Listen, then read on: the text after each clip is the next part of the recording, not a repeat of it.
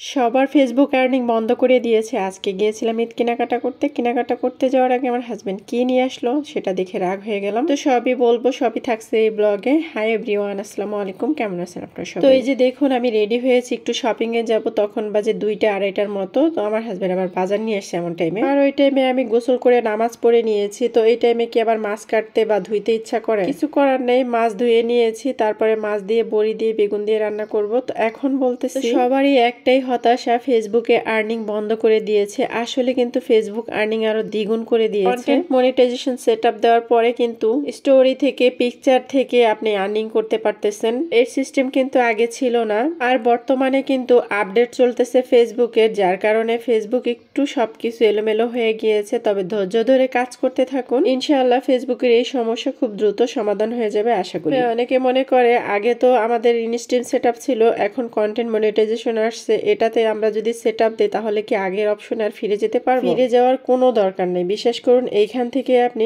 অনেক ভালো একটা আর্নিং করতে পারবেন, শুধু একটু ধৈর্য ধরে কাজ করুন। একদিনে সফলতা আসে না। যাই হোক, অনেক কথা বললাম, লাস্টে একটা কথাই বলবো, মনে বিশ্বাস রেখে কাজ করতে থাকুন, অবশ্যই সফলতা আসবে। তো এই যে দেখুন, আমি আমার জন্য জুতা দেখতেছি, কারণ আমার না জুতা নাই, তাই এর জন্য আমি কয়েক জোড়া জুতা নিব। আর এখন আমি দেখতেছি যে কোনটা আমাকে ভালো লাগে। তবে আমি কোন জামাটা নিছি, কোন জুতাটা নিছি, এটা কিন্তু আমি আজকে দেখাবো না। আজকে আমি জাস্ট আপনাদের শপিং করাটা দেখাচ্ছি। আমি শপিং ব্লগটা আলাদা একটা ব্লগ করব। আচ্ছা, আপনারা গেস করে বলুন তো আমি এখানের মধ্যে কোন কালারের ড্রেসটা নিছি, জাস্ট একটু কমেন্ট করে বলবেন যদি আপনারা বলতে পারেন। যদি মিলে যায় তাহলে আপনাদেরকে আমি গিফট দিব।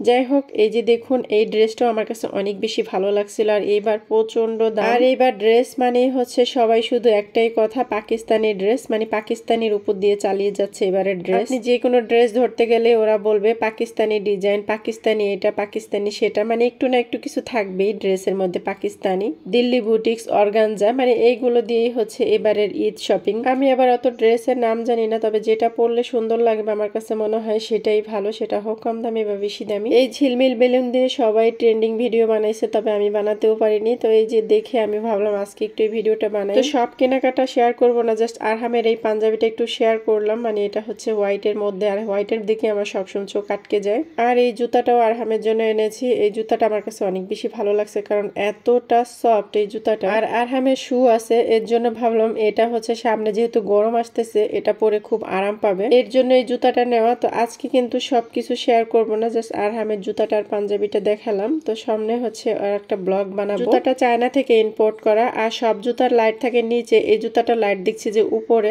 ভালোই লাগছে দেখতে। ছেলে বাবুদের জিনিসের চাইতে মেয়ে বাবুদের জিনিস একটু বেশিই কিউট, তাই না? তারপর এই জুতাটা অনেক সুন্দর ছিল। আর আমি আগেও বলেছি এবার ঈদে কোনো তেমন শপিং করব না, মোটামুটি চালিয়ে যাব আর কি।